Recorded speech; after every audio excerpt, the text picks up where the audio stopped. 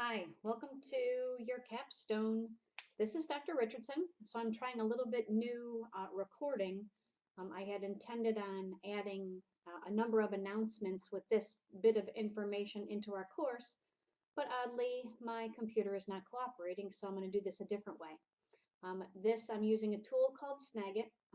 I saw some of you had a couple questions about how to upload images and bringing in some pictures into your ePortfolio.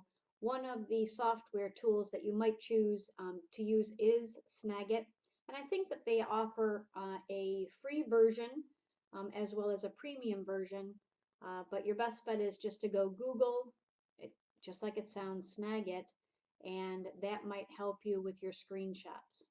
So once again, welcome. This is Dr. Richardson, and I want to start off by saying a hearty congratulations. Getting this far into your academic career is applaudable. So you'll see me bring this into the course later this term when we get further into to completing the requirements, but getting your master's degree is about to put you into the top 10% of the population. I think I remember from reading the intros, a few of you are here to get your second master's degree, so I'm not quite sure what population that puts you in, having two master's degrees, but you are about to embark as a collection of students about to graduate into the top 10% of the population.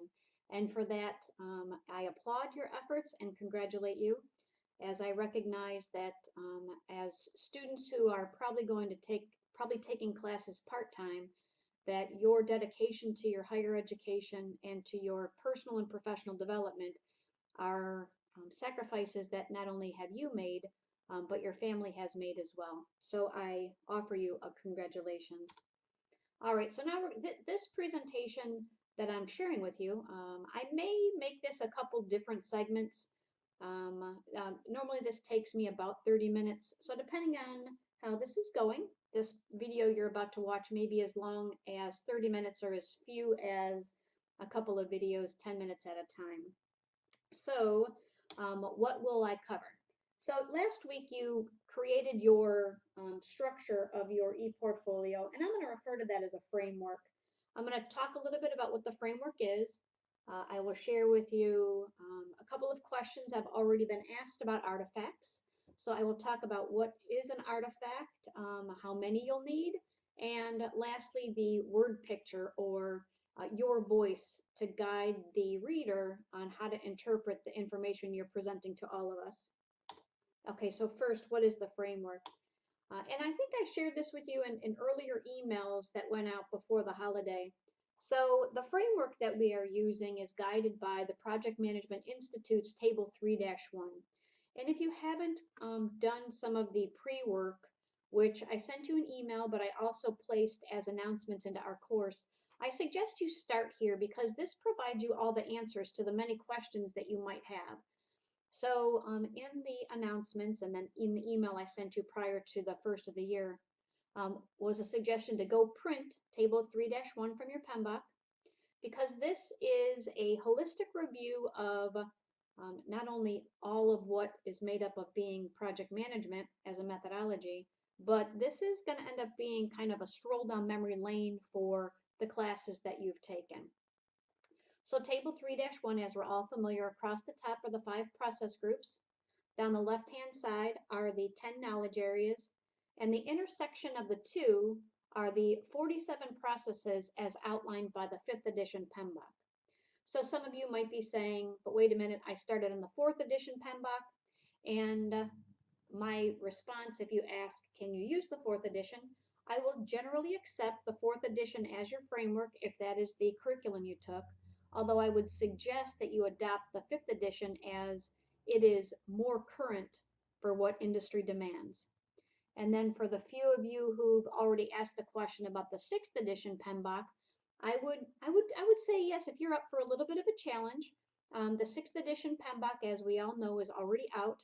The curriculum that you went through was guided by the 5th edition, but the changes to the 6th edition are not so significant that you would not be successful if you chose to embrace the 6th edition in terms of the number of processes, and adopting the 6th edition in your ePortfolio would allow you to kind of crunch a couple extra brain cells so that you are more aligned to the current version of the PMBOK. Which one do I recommend? I would say that if you want to be secure in your ePortfolio progress, I would say be guided by the 5th edition, 47 processes. But if you are one who is up for a little bit of a challenge, I would say use the 6th edition to guide your framework. I think there might be 49 processes in in the 6th edition. Either way, whether you want to do 4th, 5th, or 6th, I am okay in terms of evaluating whichever one of those you choose to adopt. But please just let it be known on your landing page so I can be prepared to assess you in whichever of those additions you choose to follow. So the table that's up on the diagram, table 3-1, if you, I kind of look at this as being a high level work breakdown structure. If you notice across the left hand side of the table, what appears to be in the first position, project integration, is labeled number 4. And then the next, following on down, number 5 is scope, 6 is time, 7 is cost, as you look all the way down to number 13. If you've never noticed it before, the numbering schema on table 3-1 corresponds to the chapters that are in the PMBOK. So if you have a question about scope management and you look on this table and it has the number 5 next to scope management, that tells you that that is the 5th chapter of the PMBOK as a book, as a resource. Now, if you look now at the intersection of the process groups and knowledge areas, inside this chart are the 47 processes. So if I guide your eyes to the first position, which is numbered number 4, integration, the number 4 tells you what chapter in the PMBOK to go read about integration. And then if you guide your eyes down the right, the intersection of integration to each of the 5 process groups will tell you also where in the PMBOK to go read more details about each process. So again, when we look at the table, the area labeled 4-1, develop the project charter. As we are all familiar, develop the project charter is a process, and there are 47 processes listed on table 3-1. And if you wanted to go learn more about what it means to develop a project charter, right here on table 3-1 tells you to go look and find the paragraph numbered 4.1, and that will help you better understand, because the PMBOK will describe to you develop the project charter. So I recommend you start by printing table 3-1, as this is the high-level overview of the 47 processes that you will populate for your capstone project. So this next slide that I have up is just kind of a blown up version of, on the left-hand side is a blown up version of the beginning of table 3-1. On our previous slide, I identified that in the first position of the knowledge areas, numbered 4 is integration. And then we see there are actually 6 processes in the knowledge area of integration, and one process or more than one process exists in each of the 5 process groups. Again, across the top are the process groups: initiating, planning, executing, monitoring, and closing. So if you remember in the email suggestions for prep, I also recommended that you not only print table 3-1, but you print figure 4-1, figure 5-1, figure 6-1, all the way to figure 13-1. Now you don't have to print all the figures, just the ones that are the particular chapter, or you can look at it as knowledge area. So on the screen we see figure 4-1 is representative of the 6 processes that are in the knowledge area integration. And we see that listed in the titling of figure 4-1. So what I'd like to call your attention to now is, with your eyes, you can just see that 4-1 on the left, develop project charter, is represented in what I'm calling a bubble on the right-hand side of our slide, which is 4.1, and the titling is the same. Develop project charter on the left. We see that represented as the process on the right-hand side of our chart, 4.1. And then just with your eyes, confirm that 4.2 on the left-hand side is the same as 4.2 on our right-hand side of our slideshow. Going as far as on the left-hand side, 4.6 is listed as closeout project or phase. And then if you draw your eyes to the right-hand side of our slide, you see that the bubble in the bottom right-hand corner, 4.6, is also titled close project or phase. So now I'd like you to draw your eyes to what I'm calling the bubbles on the right-hand side, when in reality each bubble is a process. There are 47 processes represented on table 3-1, and what we are seeing here on the right-hand side of our diagram, it's labeled figure 4-1. This represents the 6 processes in the knowledge area integration. Now I realize that that was a lot of words, but all I'm doing is describing and kind of having your eyes go from table 3-1, and we are actually, as represented in figure 4-1, we are decomposing each of the process. Much like a work breakdown structure decomposes work down to its lowest level. The same is what I kind of would describe our PMBOK does for us. So now, in each bubble or process, you see that there are 3 major headings. So if I can draw your eyes to the bubble or process that's numbered 4.1, Develop Project Charter, I'm talking about the right-hand side of the chart in front of us, that we see that point 1 is inputs, point 2 is tools and techniques, and point 3 are outputs.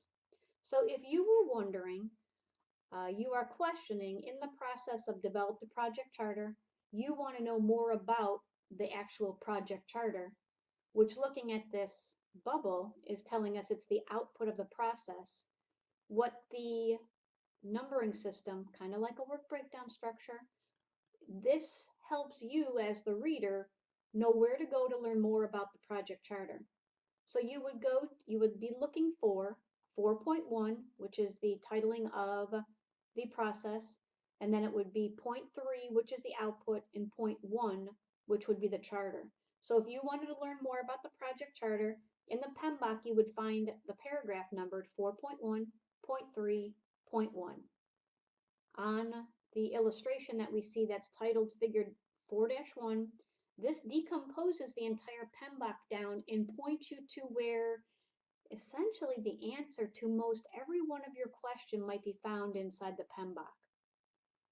So our framework follows table 3-1. You might be saying, but why do we do that? So at the end of your academic pursuit to better understand project management, while the academic journey you took should not have taught you the PMBOK, we definitely used industry standards to guide the curriculum. And now, at the end of your academic career, you will be once again using industry standards to kind of capture your mastery of project management through the lens of industry.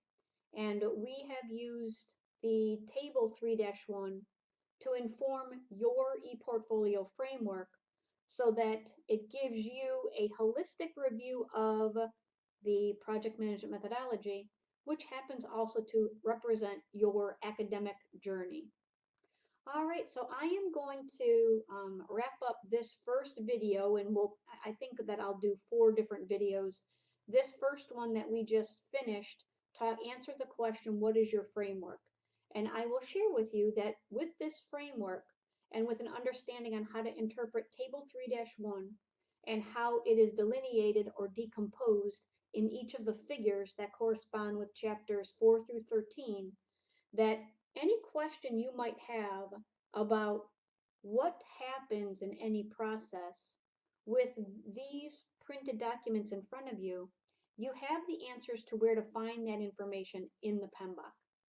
All right, ladies and gentlemen, I started off by congratulating you on getting to this process. Over the next couple of videos, we will decompose this even further. And I should have opened with, this course itself is not hard. It might be taxing, it might give you a brain cramp, but it's not necessarily hard. But what it is for sure is time consuming. So I should have opened with this first introductory video, although no, I guess I'm glad I didn't open with it. I will close this first video to share with you that the failure rate for this class is higher than any other class. And it's generally not because the student doesn't have the information that you need to be successful. It is that students fail to be prepared in terms of setting aside time to be successful to complete their e-portfolio. So I don't want to end on a low note, and that's what it feels like, but I share with you just a little bit, a shot across the bow. This course does have a high failure rate, and it really is because students are not prepared and do not set enough time to actually get. You might look at this e-portfolio as a project. And if you don't set enough time to get the project done, obviously if any project is not done, your sponsor is not going to pay you out. And kind of the payout or the closure of this project for you is your grade and your diploma. All right, I didn't mean to end on a low note, but I did want to kind of reemphasize the seriousness that you should be looking at your journey in this capstone. All right, ladies and gentlemen, I'll see you at the next video.